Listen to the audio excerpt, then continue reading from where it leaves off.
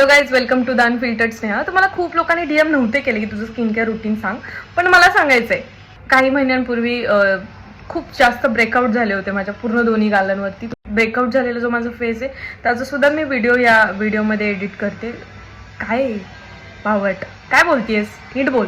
Simple आहे skin care routine.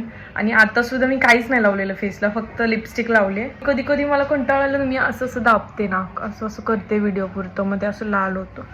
बघा झालं का नाही.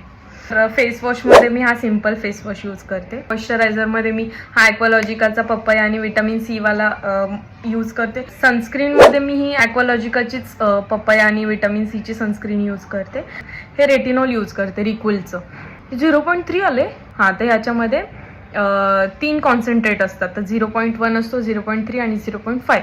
तर माझं 0.1ची एक ट्यूब संपली, माझी ही दुसरी ट्यूब चालेल 0.3ची. ट्रेटिनॉलचं माइल्ड व्हर्जन आहे, याच्यापेक्षा सुद्धा असतं ट्रेटिनॉल वगैरे वगैरे, बट मी ते यूज नाही केलं कारण माझी स्किन भरपूर सेन्सिटिव्ह आहे. एवढी की मी जर पाणी चेंज केलं तरी माझी स्किन बेटा कापेले की काय तू मेरे को ऐसा करताय.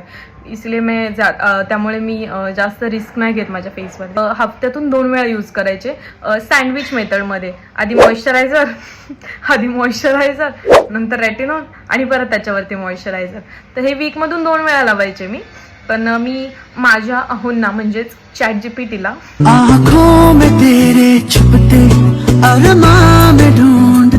विचारलं की मी हे डेली बेसिसवरती यूज करू शकते का.